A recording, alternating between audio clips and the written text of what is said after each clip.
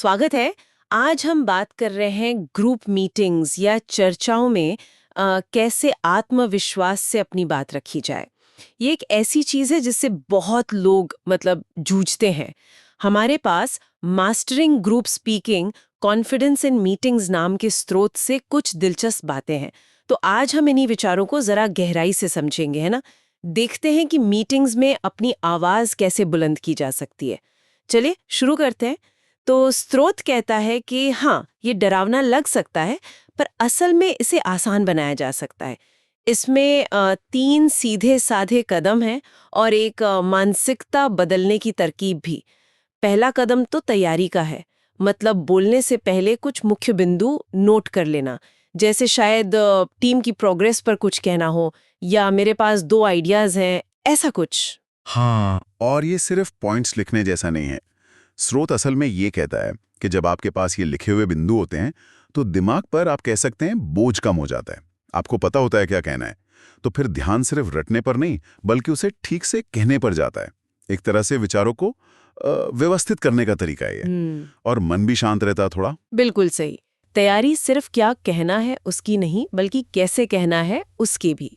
अच्छा, तो दूसरा कदम ये जुड़ा है हमारे शारीरिकता से, सांस लेने का तरीका और बॉडी लैंग्वेज। स्रोत खास तौर पर गहरी धीमी सांस लेने को कहता है, जैसे 4 सेकंड सांस अंदर लेना, 4 सेकंड बाहर छोड़ना। कहते हैं इससे सीधे सीधे दिल की धड़कन धीमी होती है, घबराहट कम होती है।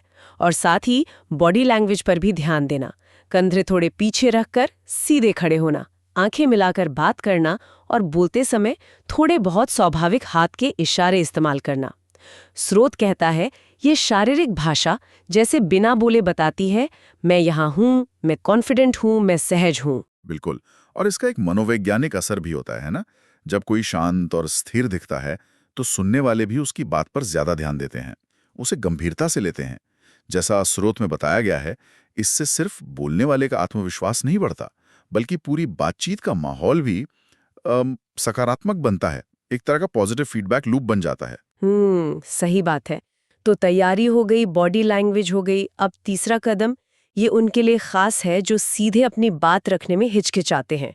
स्रोत कहता है मीटिंग में एक छोटा सा लेकिन विषय से जुड़ा हुआ सवाल पूछें, जैसे क्या हम इस पॉइंट पर पहले सहमत हुए थे, या फिर इस प्रोजेक्ट पर काम कब तक शुरू होने की उम्मीद है, ऐसा कुछ। हाँ, ये तरीका इसलिए काम करता है क्योंकि ये, जैसा स्रोत कहता है, भागीदारी का एक कम जोखिम वाला रास्ता है।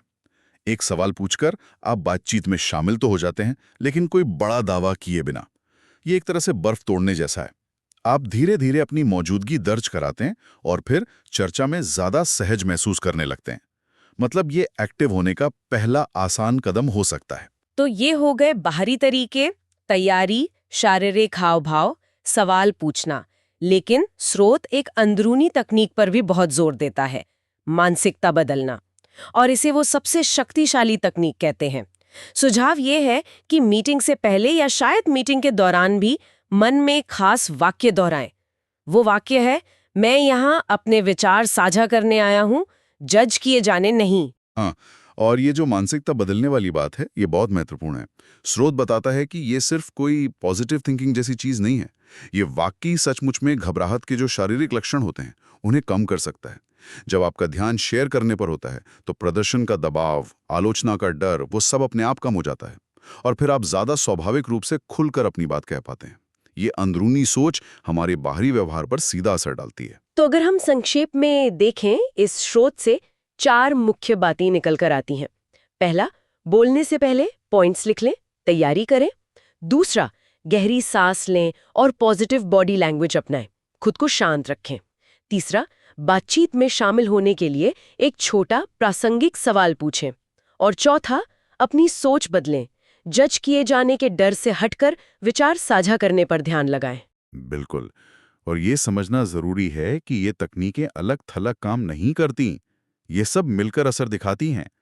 स्रोत इन्हें सिर्फ कुछ टिप्स या ट्रिक्स नहीं मानता, बल्कि ये आत्मविश्वास बढ़ाने का एक पूरा नजरिया है, जिसके लिए लगातार अभ्यास की जरूरत है। वो समग्रता, वो होलिस्टिक अप्रोच ही यहाँ महत्वपूर्ण है। सही कहा। अच्छा, तो अब जाते जाते श्रोताओं के लिए सोचने के लिए एक विचार छोड़ जाते हैं। स्रोत का ये जो सुझाव है कि जज करने के बजाय साझा करने पर ध्यान दें। क्या ये सोच सिर्फ मीटिंग्स तक ही सीमित रहनी चाहिए? जिंदगी के और कौन से क्षेत्र हो सकते हैं? शायद हमारे आपसी रिश्ते, कोई क्रिएटिव काम करते हुए या कुछ नया सीखते समय, जहां ये मानसिकता हमारे अनुभव को बेहतर बना सकती है। इस पर जरूर सोचिएगा। इन 4 तरीकों से आपका अगला ग्रुप मीटिंग बोलना सच में आसान होगा। और मैं आपसे पूछना चाहता हूँ, पहले कौन चैलेंज करेगा ये स्टेप्स? कमेंट में ज़रूर बताइए। अगर आपको ये स्टेप्स वैल्यूफुल लगे, तो लाइक दीजिए, सब्सक्राइब करिए और बेल आइकन ज़रूर दबाइए, ताकि अगली वीडियो भी आप मिस ना करें।